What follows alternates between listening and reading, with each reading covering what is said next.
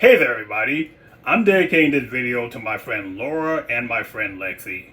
Now whenever I dedicate a video to more than one person, which is most of the time nowadays, I have to make sure it's the kind of food that they both like to eat. Laura said that they both like eating seafood and Lexi confirmed that, which gave me the idea to make some bacon wrapped tilapia. You know how much I like my tilapia. And now that I think about it, I'm also going to dedicate this to a third person, my best friend Marlene, because maybe about 11 years ago, I made this for her. Well, I think it was a bacon wrapped perch. I mean, it was so long ago. And back then, I wasn't even really passionate about cooking, but I reworked the recipe since then, and I think she'll like it, and I think that Lexi and Laura will like it as well. So, why don't we get started? Now, you're already familiar with our tilapia, but I'm gonna have to bread this, of course, and then we'll, what? That doesn't look like the same kind of breading you used last time. Yeah, you're right, these are breadcrumbs, you know. It is true that last time I made fish, I made that tilapia sandwich, and I breaded it in salt-free potato chips, which I generally only like to do in case of sandwiches. Now, when I'm just making just a baked fish dish, I like to use breadcrumbs. Anyway, we're going to bread all that, and since it's going to be bacon wrapped, we're going to have to, of course, wrap it in bacon. And then 15 minutes in our handy dandy 350 degree oven will result in this. Ready to eat? Nope. Because if you'll notice, that bacon isn't cooked all the way. So we're going to have to finish that in the skillet. Now, what? Why didn't you cook the bacon ahead of time?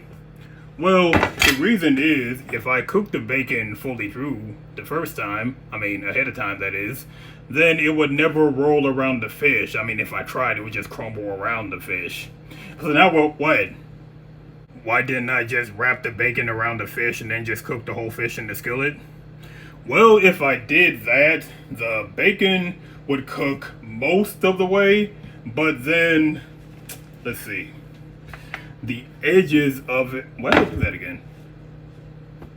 The edges of it, it's kind of hard to explain, but the edges of it wouldn't be cooked through. And bacon, pork bacon is white meat, so you can't eat that medium rare. It has to be cooked all the way through.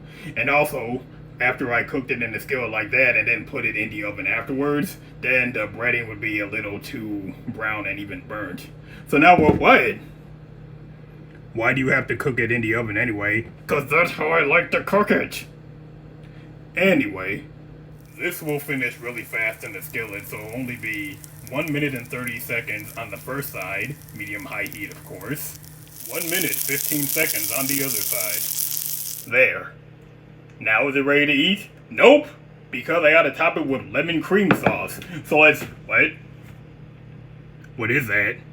It's like a takeoff of my gravy with a, let me put it this way. Now, adding lemon juice to a dairy-based sauce doesn't sound like anything that anyone should be doing on purpose, but it is delicious and it especially works well with this fish. So let's what? Why don't you call it lemon cream gravy? Because I just don't like the sound of that. Anyway, let's top our fish. I still need a longer counter. Oh, that's the lemon cream sauce right there. Now.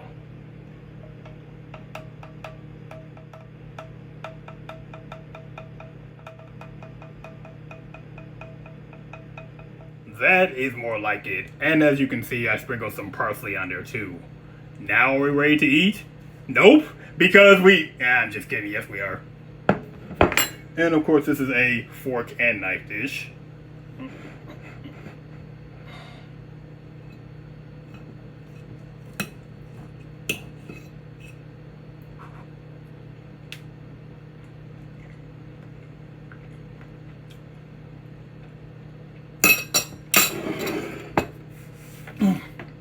You know, I haven't made this dish in over 10 years. Not sure exactly why, but it really beats the way I made it before, because when I made it for Marlene about 10 or so years ago, That was back when it was, not only was I really not passionate about cooking, it was just something to do. But back then, whenever I breaded things, it was usually breaded with a lot of filler, or filled with a lot of filler. Well, filled with a lot of filler sounds kind of redundant. Anyway, I'm sure Marlene will enjoy this, and I'm sure Lexi and Laura will enjoy this as well. And that's going to do it. Actually, that's not going to do it, because one thing I want to straighten out, I generally don't do 2 entrees in a video, but one thing I wanted to fix was my chicken fettuccine Alfredo recipe. I made some of that a few weeks ago, about, I think it was 2 or 3 weeks ago, and I took a picture, but I didn't post it because, well, the last time I made chicken fettuccine Alfredo was before I started making my own fettuccine noodles. And also back then, I used to slow cook the chicken and then I would later shred the chicken. And I found out kind of the hard way that when you put shredded chicken onto homemade fettuccine noodles and mix it together, it isn't that appetizing looking. I mean, it still tastes great, but it kind of looks like somebody ate it already. But actually, that might also have something to do with the fact that I used an inferior brand of Parmesan cheese for the Alfredo sauce. That actually, my friend actually picked it up. I mean, they picked it up from, now that I think about it, that Parmesan cheese actually said Parmesan cheese flavored topping. Anyway, what? It sounds like your friend picked that up from the dollar store. Oh, no, don't worry about that. My friends never do anything like that. In fact, I texted them earlier today asking them that very question, and they said they bought it from...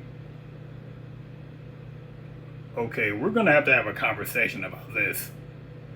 Anyway, what I use now, instead of shredded chicken, I use cubed chicken, if you will. See, now instead of slow cooking chicken in the slow cooker, I slow cook the chicken in the oven. Well, actually, it wasn't real slow. It was only 25 minutes. And if you want the real details or the really in-depth details of how I did this, you can refer to the chicken noodle soup video.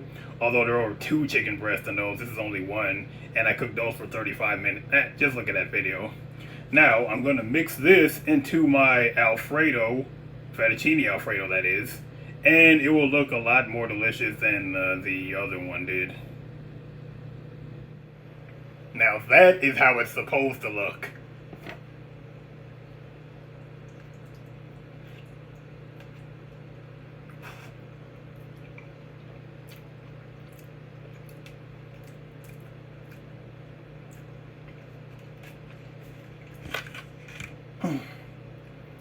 Very delicious. And I guarantee that Marlene, Lexi, and Laura will enjoy it as well. Now, that is going to do it. And of course, you know by now, if you want the recipes to either of these, look right down there. Thanks for being with me. I'll see you again soon. And what? No, I'm not going to eat both of these entrees at the same time. Anyway, thanks for being with me. I'll see you again soon. And what? Every time you make pasta in the video, the pasta somehow disappears at the end of the video? Yeah, that does seem to happen a lot for some reason. Oh, but don't worry, it won't happen this time. Let me show you a little trick I tried.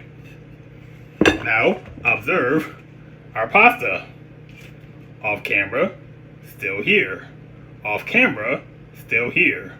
Off camera, still here. Off camera, still here. Just kidding. See, it's still right here, see? Yeah, now, anyway. Sorry about that. Now, thanks for being with... Well, at least I have some leftover Reese's Pieces special cheesecake to tide me over.